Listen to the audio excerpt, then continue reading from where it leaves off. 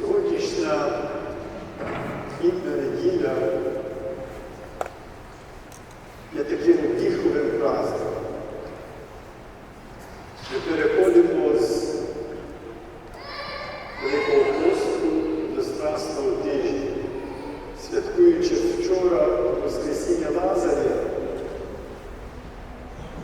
І цей торжественний в'їзд з глибокою символікою в Єрусалим, який предвіщає Христову перемогу. Перемогу над смертю, остаточну перемогу над гріхом.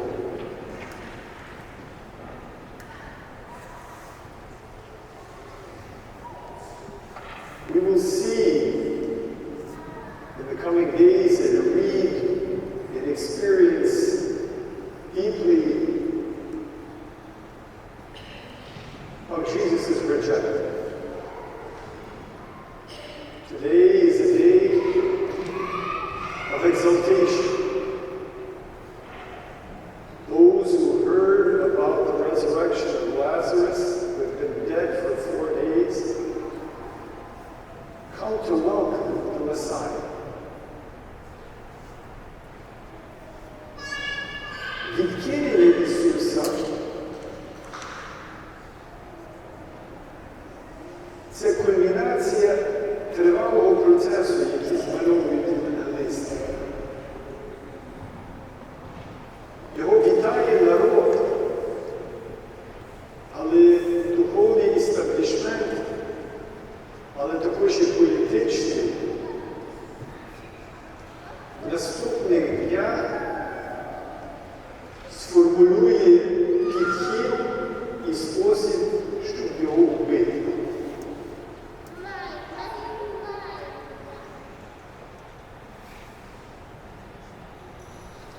Духовний істаблішмент не міг зрозуміти, не міг проковтнути, що Бог є Богом історії, що не їхня стилістика, не їхні правила, не їхні посади,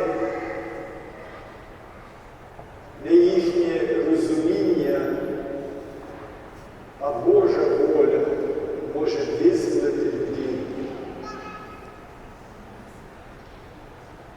І протягом своєї місії Ісус різними притчами,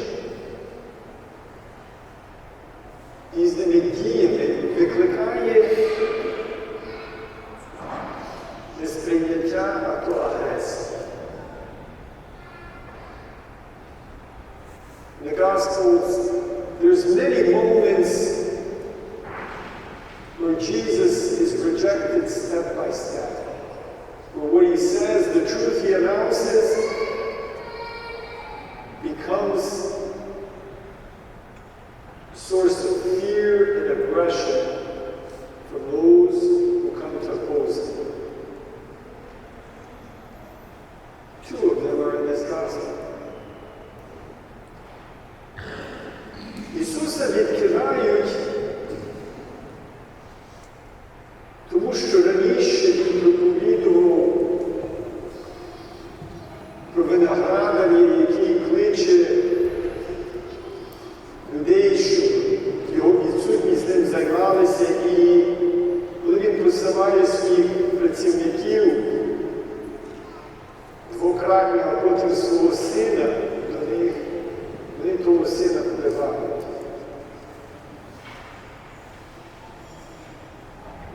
Jesus is rejected because of the parable of the vineyard, at the end of which those who had taken responsibility for paying the owner for using the vineyard kill his son.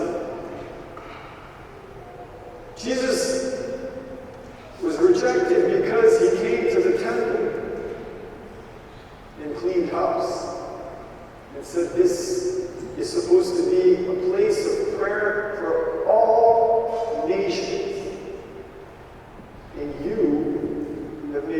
of thieves. Jesus is rejected because the woman in today's gospel anoints his feet, his head, because she recognizes that he's the Messiah. And the leadership rejects that notion. And he becomes dangerous to the Jewish establishment and to the Roman rulers. When he rides in, he is greeted by the throngs of the capital. З одного боку, це радісний день. Це велике свято. Приходить до церкви більше людей. Беремо додому ми галузки на спомин того, як люди вітали нашого Спасителя. А з другого боку ми бачимо, як крики «Осанна», «Благословен, хто йде в ім'я Господнє», наступним дням перетворюються на вигуки «Розпни». Сьогоднішній день є свято не так помимо того, що буде за наступні дні, а через те, що ми знаємо, буде за тиждень. Ми знаємо, ми ісповідуємо, ми, які в Христа хрестилися, і ми це вчора співали, і будемо на Великій співати знову. Ми, які в Христа хрестилися, в Христа зодягнулися, ми живемо вірою у вічність. Що Господь Бог переміг цю смерть, яка тепер косить наших людей в Україні. Дітей, невинних жінок, захисників нашої гідності, нашої свободи. Господь це переміг. It's been a Lent like no other. We've seen Jesus in the person of our brothers and sisters hounded, forced to flee, become a refugee. We've seen Jesus tortured. We've seen Jesus killed. Because Christ is in our midst. We have a Lord that takes on this body and enters this life and plunges into our death in the days that come. Дорогі браті і сестри, це гарно, коли традиція нас несе і провадить, і проводить до храму. Але цієї Пасхи ми покликані піти далі, ніж традиції. І зустріти того Христа, який пояснює нам все. Найбільші парадокси, який витягає нас з аду, з нашого гріха. Бог дає людині свобідну волю і шанує цю свобідну волю. І людина сама свобідно вибирає зло.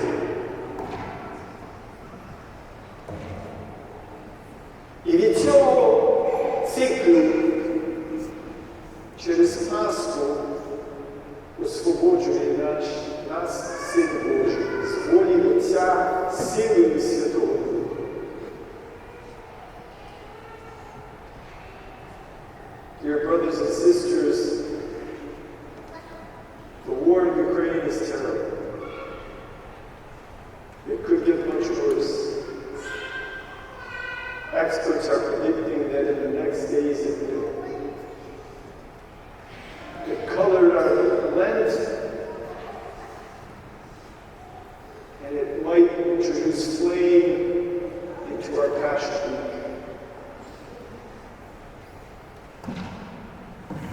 But there are probably 20 other wars going on in the world. There have been wars, warfare, enmity, thievery, murder, disloyalty, lying throughout human history. We see how many children are scarred because of the warfare in their families. Today, I can tell you for seminarians, this is one of the biggest issues, getting over the scars from family life. We're weak, we're sinners, and we need the grace of God to transform our lives. Господь приходить в особливий спосіб до нас, дорогі браті і сестри, у цих днях, до українців, нашої батьківщини в Україні, до нас тут і тепер. Він приходить парадоксально, таїнственно, мирно на оскарті. Його вітають. Дехто думає, що він буде панувати силою, зброєю. А сотворитель світу, пантократор, який тримає вселенну в правій руці, приходить в Єрусалиму, щоб його розп'ялити. Бо він входить в нашу смерть, бере на себе гріх світу. І там в Аді, який переобраз має вже в Різдві, та чорна пляма. А в Аді, коли входить Христове світло, і божественна особа, там летить грань. Там диявол і смерть вже більше сил немає. Слухаймо уважно слова, придивляємося до жесту. Беріть участь у цій молитві, яка допомагає нам відчути, як Бог спасає світ.